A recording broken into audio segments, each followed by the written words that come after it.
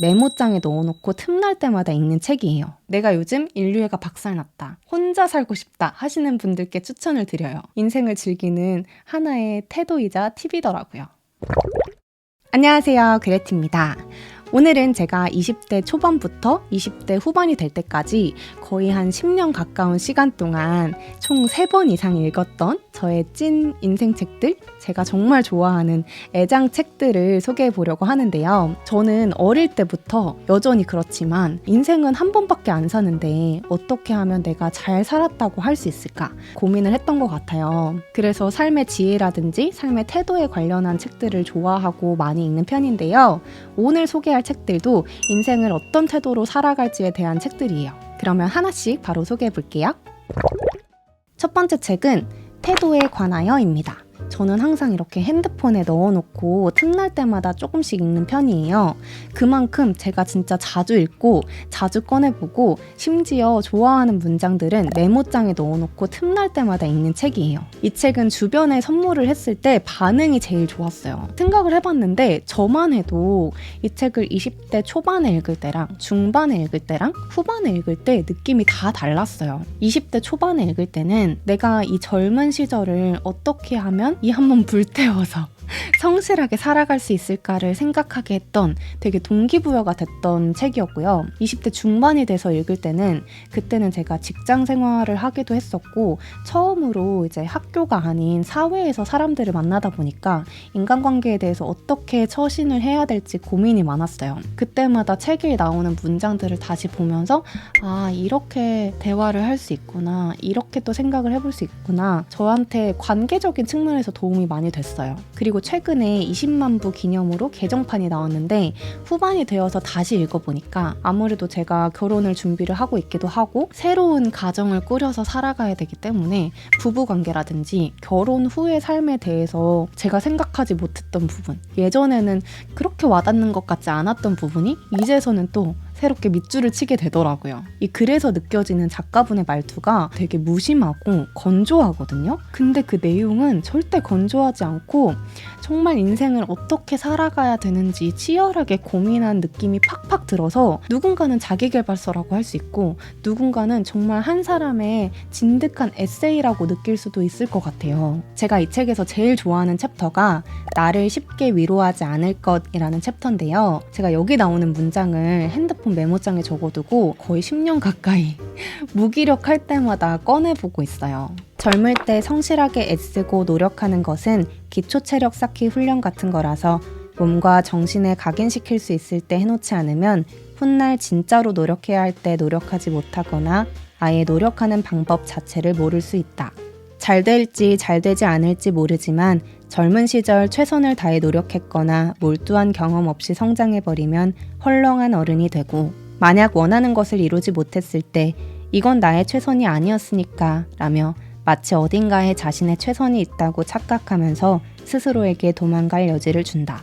이 문장을 제가 20살 땐가 21살 땐가 토플 공부할 때 읽었어요. 그때 저는 정말 센 기초부터 영어를 공부하던 시절이었기 때문에 매일매일이 너무 힘들었거든요. 과연 내가 한다고 해서 될까? 나 정말 이렇게 센 기초부터 하는데 과연 내가 할 수 있을까? 이런 회의적인 생각이 들 때마다 이 문장을 보면서 아, 내가 지금 대충 하면은 언젠가는 내가 헐렁한 어른이 돼서 그게 내 최선이었지라고 생각하겠다. 지금 젊을 때 내가 최선을 다해서 성실하게 노력하는 걸 쌓아놔야지 이게 몸에 각인이 되겠다. 내가 무언가에 몰두한 경험이 없이 성장하고 싶지는 않다. 이런 생각으로 거의 진짜 몇 개월 동안 잠을 4시간씩 자면서 점심으로 김밥만 먹으면서 영어 공부에 완전 몰입을 했었던 경험이 있어요. 지금도 마찬가지로 뭔가를 그냥 대충 이 정도 하고 그냥 넘기자라는 생각이 들 때쯤에는 이 문장을 다시금 꺼내봐요. 내가 이 정도 노력한 거 가지고 나중에 그게 최선이었지 생각하는 그런 헐렁한 어른이 되고 싶지는 않다. 그 순간순간에 내 최대한의 성실을 하고 싶다. 그런 마음으로 저는 항상 이렇게 메모장에 적어놓고 되새김질을 하고 있는 것 같습니다. 그래서 저한테 이 책은 일이든 사랑이든 관계든 내가 헐렁한 어른이 되지 않기 위해서 갖춰야 할 태도를 알려주는 책입니다. 두 번째 책은 What I Know For Sure, 내가 확실히 아는 것들. 이 표지는 최근에 나온 개정 증보판 표지입니다. 너무 예뻐가지고 새로 구매를 했어요. 이 책을 제가 처음에 읽게 된 이유가 21살 때는 진짜 아무것도 모를 때잖아요. 그러니까 물론 지금도 내가 뭐 인생에 대해서 뭘 안다고 얘기하기는 좀 민망한 나이기는 하지만 그때는 정말 세상에 정답이 너무 많은 것 같은 거예요. 뭐 이념적인 것들도 그렇고 인생을 A처럼 살아야 된다, 인생을 B처럼 살아야 된다, 이렇게 살아야 된다 하는 사람들이 너무 많아 보였어요. 그래서 나는 어떤 거에 중심을 잡고 살아가야 되는지에 대해서 너무 혼란이 많은 시기였어요. 그러던 와중에 이제 과제를 해야 되니까 도서관에 앉아서 과제를 하다가 과제 안 하고 싶을 때 저는 학교 도서관에 이렇게 책들 이렇게 브라우징 하면서 무슨 책들이 있나 보는 걸 좋아하는데 거기에 딱 제목이 내가 확실히 아는 것들 이렇게 써져 있는 거예요. 그러니까 제목부터 너무 궁금하다. 이 사람이 확실하게 안다고 하는 게 도대체 뭘까?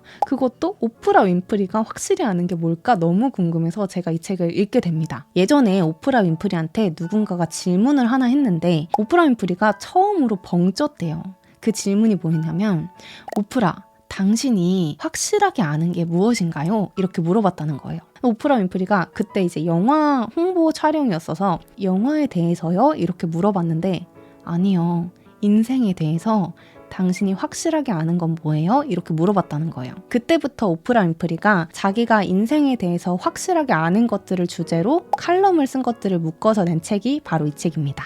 기쁨, 회생력, 교감, 감사, 가능성, 경외, 명확함, 힘, 마음씀 이렇게 9가지 챕터로 되어 있는데요. 20대 초반부터 후반까지 이 책을 여러 번 읽으면서 그때마다 와닿는 문장들은 다 달랐지만 결국 제가 깨닫는 부분은 다 하나로 귀결되더라고요. 인생을 즐겨라. 처음 이 책을 읽었을 21살 당시에도 저는 놀질 못했어요.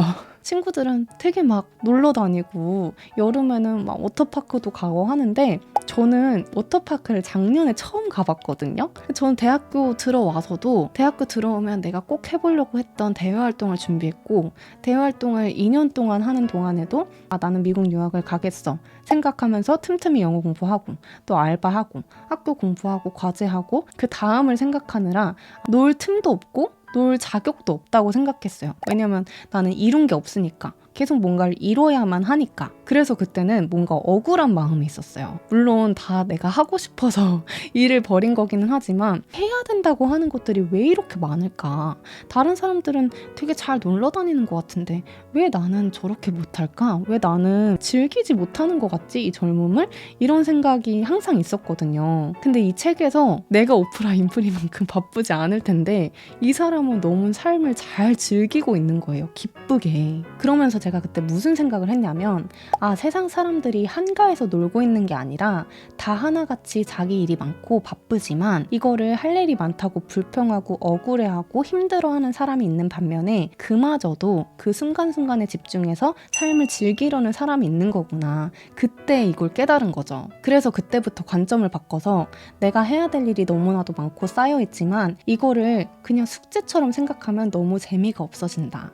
어떻게 하면 재밌게 이걸 즐기면서 할 수 있을까를 고민하게 됐어요. 제가 좋아하는 짤 중에 그런 문장이 있어요. 숙제처럼 살지 말고 축제처럼 살자. 저한테는 딱 그 깨달음을 준 책이 바로 이 책입니다. 그래서 지금도 연습을 하는 게 순간순간에 집중하고 만나는 사람들과 눈을 마주치고 그 대화에 집중하고 다른 생각하지 말고 내가 지금 맡고 있는 향기, 먹고 있는 음식의 맛, 식감 이런 것들을 집중하려고 그 순수함을 잃지 않으려고 노력을 하는 것 같아요. 그게 인생을 즐기는 하나의 태도이자 팁이더라고요.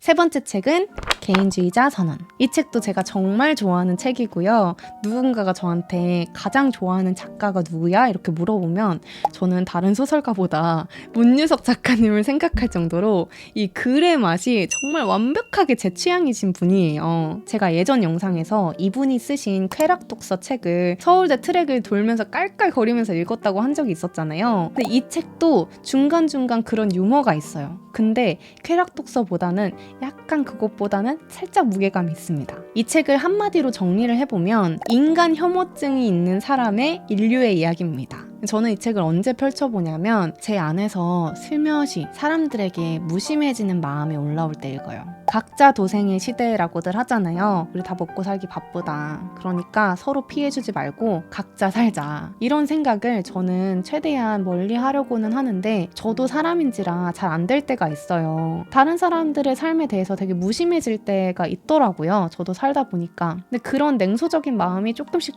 올라올 때면 저를 좀 돌아봐요. 내가 지금 잘 가고 있나? 지금 내 모습이 아름다운가? 그렇게 생각을 해보면 되게 품격이 없어 보이더라고요. 이분도 자기가 철저하게 다른 사람들한테 피해를 안 줄 테니까 그 사람도 나한테 피해를 안 줬으면 좋겠고, 그것처럼 우리 각자 알아서 그냥 잘 살았으면 좋겠어. 서로에 대해서 터치를 안 했으면 좋겠어 라고 생각을 하면서도 또 동시에 사회적인 연대가 얼마나 중요한지 느꼈던 거를 이 책으로 쓰신 거예요. 책에서 뭐라고 하시냐면 자기는 개인의 행복만이 중요하다고 생각하고 말을 하면서도 또 내심 속으로는 그래도 사회가 좀 더 아름다웠으면 하는 소망이 있다. 나는 내 행복만 추구하는 일에는 언제나 전투적이지만 다른 사람의 친구가 되어주는 일은 자꾸만 잊어버린다. 그러면서 나만 잘 살면 되지라는 냉소만으로는 세상이 바뀌지 않는다라고 합니다.